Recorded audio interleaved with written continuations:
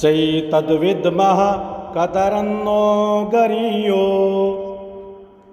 न चैतद्विद्मः कतरन्नो गरीयो न चैतद्विद्मः कतरन्नो गरीयो न चैतद्विद्मः कतरन्नो गरीयो यद्वा जयेम यदि वा नो जयेयुः यद्वा जयेम यदि वा नु जयेयुः यद्वा जयेम यदि वा नो जयेयुः यद्वा जयेम यदि वा नु जयेयुः यानेव हत्वा न जिजीविषामस् यनेव हत्वा न जिजीविषामः यानेव हत्वा न जिजीविषामस्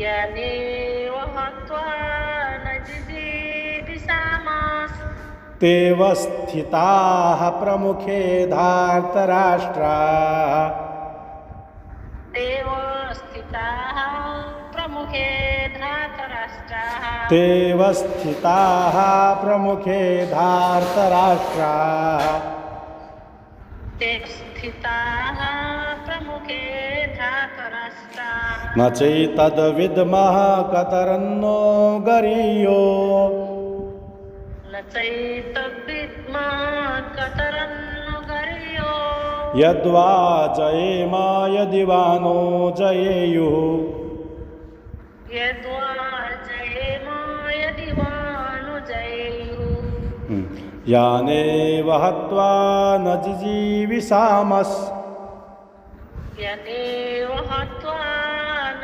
जिजीविषामः तेव स्थिता प्रमुखे धार्तराष्ट्राः तेव स्थिताः प्रमुखे धार्तराष्ट्राः यसको अर्थ पनि रहेको छ। अर्जुनले भन्दैछन् अगाडि, हामी यो जान्दिनौँ कि हामीलाई युद्ध गर्न ठिक छ या युद्ध नगर्न ठिक छ, यो जान्दिनौँ।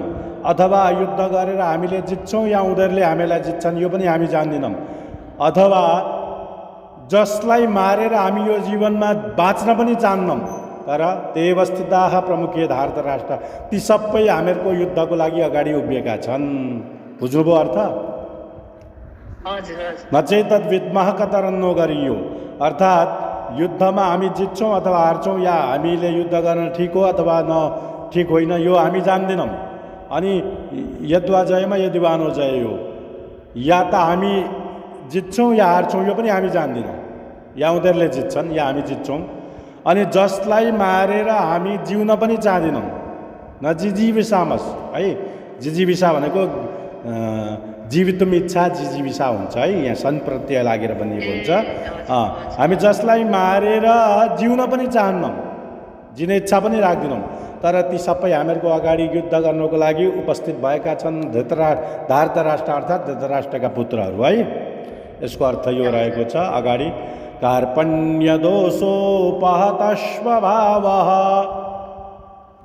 कार्पण्यदोषोपहतः स्वभावः कार्पण्यदोषोपहतः स्वभावः कार्पण्यदोषोपहतः स्वभावः पृच्छामि त्वां धर्मसम्मूढचेताः पृच्छामि त्वं धर्मसम्मूढचेताः पृच्छामि त्वां धर्मसम्मूढचेताः पृच्छामि त्वं धर्मसम्मूढचेताः कार्पण्यदोषोपहतः स्वभावः कार्पण्यदोषोपहतः स्वभावः पृच्छामि त्वां धर्मसम्मूढचेताः पृच्छामि त्वं धर्मसम्मूढचेताः यच्छ्रेयस्यान्निश्चितं ब्रूहि तन्मे यच्छ्रेयस्यान्निश्चितं ब्रूहि तन्मे यच्छ्रेयस्यान्निश्चितं ब्रूहि तन्मे यच्छ्रेयस्यान्निश्चितं ब्रूहि तन्मे शिष्यस्तेऽहं साधिमां त्वां प्रपन्नम् शिष्यस्तेऽहं साधिमां त्वं प्रपन्नम् शिष्यस्तेऽहं साधिमां त्वां प्रपन्नम् शिष्यस्तेऽहं साधिमां त्वं प्रपन्नम् कार्पण्यदोषोपहतः स्वभावः अर्पण्यदोषोपहतः स्वभावः पृच्छामि त्वां धर्मसम्मूढचेताः पृच्छामि त्वां धर्मसम्मूढचेतः यच्छ्रेयस्यान्निश्चितं ब्रूहि तन्मे श्रेयस्यान्निश्चितं ब्रूहि तन्मे शिष्यस्तेऽहं साधिमां त्वां प्रपन्नम् शिष्यस्तेऽहं साधिमां त्वं प्रपन्नम्। यसको अर्थ अब अर्जुनले नि भन्दैछन्, हे प्रभु, मेरो भित्र एउटा कायरता रूपी दोषको कारणले गर्दा मलाई मोह उत्पन्न भयो होइन। सम्मूढ चेता, मैले के गर्नुपर्छ के गर्नु पर्दैन भन्ने यो भावना ममा अहिले स्थिर छैन। त्यसले गर्दा यच्छ्रेयस्यान्निश्चितं ब्रूहि तन्मे, जो मेरो लागि कल्याणकारक छन् निश्चित रूपमा त्यो मलाई तपाईँले भन्नुहोस्, किनभने म तपाईँको शिष्य हुँ, म तपाईँको शरणमा आएको छु, मलाई तपाईँले साधी शिक्षा दिनुहोस् भनेर अर्जुनले भन्दैछन् है। यहाँ चाहिँ अर्जुनले चाहिँ काहीँ पनि त्यो लडाइँ गर्नु हुँदैन, यता हुँदैन भन्नपट्टि मात्रै गएका छन् यार। अब यहाँ यो श्लोकबाट चाहिँ उनले भनेका छन्, म भित्र कायरताको दोष उत्पन्न भयो, मोहलाई प्राप्त गरेँ, अब चाहिँ निश्चित रूपमा मेरो लागि कल्याणकारक के छ त्यो तपाईँले भन्नुहोस् भनेर भनेका छन्। अनि भगवान्ले भन्नुहुन्छ नि होइन, किनकि म तपाईँको शिष्य हुँ, म तपाईँको शरणमा आएको छु, प्रपन्नम साधिमाम, मलाई शिक्षा दिनुहोस्, मैले के गर्ने, के गर्दा मेरो लागि उचित हुन्छ भनेर यो श्लोक भने। अब अगाडि फेरि भन्दैछन्, नहि प्रपश्यामि ममापनुद्यात्, नहि प्रपश्यामि ममापनुद्यात्, नहि प्रपश्यामि ममापनुद्यात्, नहि प्रपश्यामि ममापनुद्यात्, यच्छोकमुच्छोषणमिन्द्रियाणाम्, यच्छोकमुच्छोषणमिन्द्रियाणाम्, यच्छोकमुच्छोषणमिन्द्रियाणाम्, यच्छोकमुच्छोषणमिन्द्रियाणाम्, अवाप्य भूमावसपत्नमृद्धम्, अवाप्य भूमावसपत्नमृद्धम्, अवाप्य भूमावसपत्नमृद्धम्, अवाप्य भूमावसपत्नमृद्धम्, राज्यं सुराणामपि चाधिपत्यम्, राज्यं सुराणामपि चाधिपत्यम्, राज्यं सुराणामपि चाधिपत्यम्, राज्यं सुराणामपि चाधिपत्यम्, नहि प्रपश्यामि ममापनुद्यात्, नहि प्रपश्यामि ममापनुद्यात्, यच्छोकमुच्छोषणमिन्द्रियाणाम्, यच्छोकमुच्छोषणमिन्द्रियाणाम्, राज्यम् अवाप्य भूमावसपत्नमृद्धम्, अवाप्य भूमावसपत्नमृद्धम्, राज्यं सुराणामपि चाधिपत्यम्, राज्यं सुराणामपि चाधिपत्यम्। यसको अर्थ रहेको छ, यसमा पनि त्यही कुरा गर्दै हुनुहुन्छ अर्जुनले। नहि प्रपश्यामि ममापनुद्यात् यच्छोकमुच्छोषणमिन्द्रियाणाम् अवाप्य भूमावसपत्नमृद्धम् राज्यं सुराणामपि चाधिपत्यम्। किनकि हे प्रभु, यो भूमिको जुन निष्कण्टक धन सम्पन्नले युक्त भएको राज्य जुन मैले यदि प्राप्त गरेँ, अथवा देवताहरूको स्वामीपनलाई पनि यदि मैले प्राप्त गरेँ भनेदेखि तर पनि मेरो जुन इन्द्रियलाई सुकाउनेवाला जुन शोकहरू छन् नि त्यो शोक चाहिँ मेरो कहिले पनि नाश हुँदैन। यत्रो ठुलो राज्य प्राप्त गरे, देवत्व पद प्राप्त गरे पनि मेरो मनभित्र भएका जुन शोक छ त्यो शोकलाई चाहिँ सुकाउन सक्ने कुनै पनि चिज मैले भेट्दिनँ। मेरो इन्द्रियलाई चाहिँ सदैव व्याकुलता हुन्छ यिनीहरूलाई मारेर भन्ने कुरा गर्दैछन् है। सञ्जय उवाच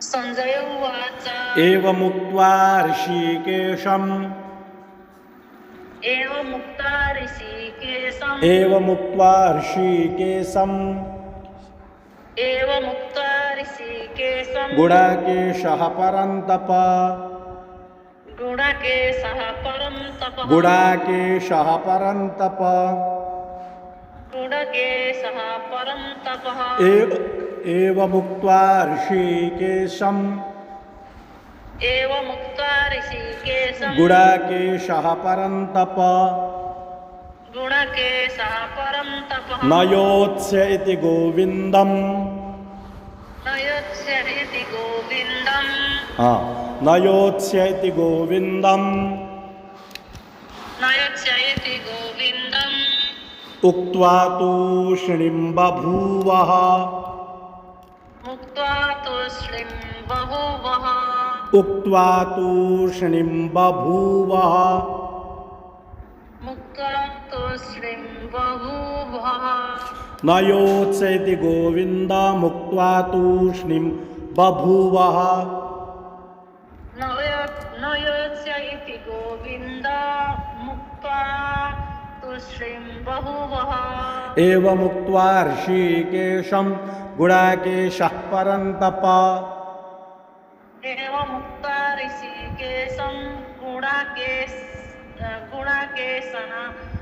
परन्तपः न योत्स्य इति गोविन्दमुक्त्वा तूष्णीं बभूवः न योत्स्य इति गोविन्द मुक्त्वा तूष्णीं बभूवः। यो श्लोक अब सञ्जयले भनेका छन्। यसरी अर्जुनले अनेक प्रकारका विलाप गरेपछि अर्जुनले नेत्रालाई जित्नेवाला भएको कारणले गुडाकेश उनको नाम पनि रहेको छ है। अन्तर्यामी भगवान् श्रीकृष्णसँग अब प्रभु म नयोत्स्य इति गोविन्द अब म लडाइँ गर्दिनँ है भनेर भगवान्को छेउमा चुप्प लागेर उभिए अरे। चुपचाप स्पष्ट रूपले भनेर अब म लडाइँ गर्दिनँ, लडाइँ गरेर फाइदा रहेन रहेछ। मैले स्वर्गको राज्य, स्वर्ग जस्तो देवताले पाउने जस्तो राज्य भोगेर पनि मलाई केही मिल्नेवाला छैन, मेरो शोकलाई शान्त गर्नेवाला छैन, त्यसले गर्दा म लडाइँ गर्दिनँ भनेर चुप्प लागेर उभिए एकतिर। यो चाहिँ सञ्जयले भनेका। सञ्जयले त हेर्दैछन्, सबै सुनाउँदैछन् नि त उसलाई, धृतराष्ट्रलाई।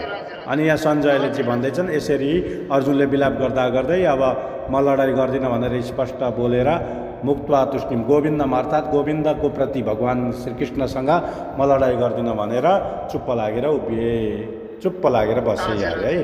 अगाडिको श्लोक पढौँ ल। तमुवाच ऋषिकेशः तमुवाच ऋषिकेशः प्रहसन्निव भारत प्रहसन्निव भारत तमुवाच ऋषिकेशः प्रहसन्निव भारत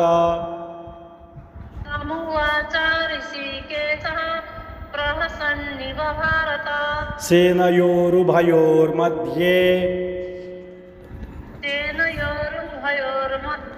सेनयोरुभयोर्मध्ये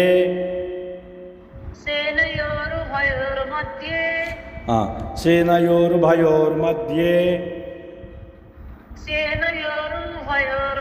विषीदन्तमिदं वचः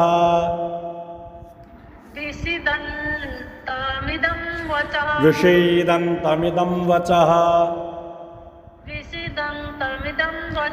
सेनयोरुभयोर्मध्ये विषीदन्तमिदं वचः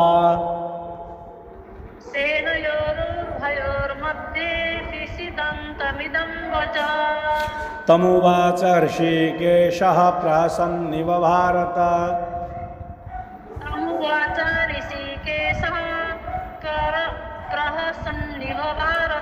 सेनयोरुभयोर्मध्ये विषीदन्तमिदं वच सेनयोरुभयोर्मध्ये विषीदन्तमिदं वचः। सुन्दर। यसको अर्थ पनि बुझ्नु होला। तमुवाच हृषिकेशं प्रसन्निव भारत सेनयोरुभयोर्मध्ये विषीदन्तमिदं वच। सञ्जयले भन्दैछन्, हे धृतराष्ट्र, हेर भरतवंशी धृतराष्ट्र, दुईटै सेनाका बीचमा शोक गर्दै गरेका अर्जुनको प्रति भगवानले हाँस्दै यो वचन भन्नुभयो, प्रहसन्निव भारत, अर्थात् हाँस्दै अर्जुनप्रति यो वचन भन्नुभयो भनेर त्यहाँदेखि अगाडिको जुन श्लोकहरू छन् 11 नम्बरको श्लोक, त्यहाँदेखि चाहिँ भगवानको उपदेश प्रारम्भ हुन्छ। अहिले सुरुवातमा चाहिँ अलिकति सम्झाउने कुरा गर्नुभयो, त्यहाँदेखि अगाडि उपदेश प्रारम्भ हुन्छ है। हजुर हजुर हजुर। ओ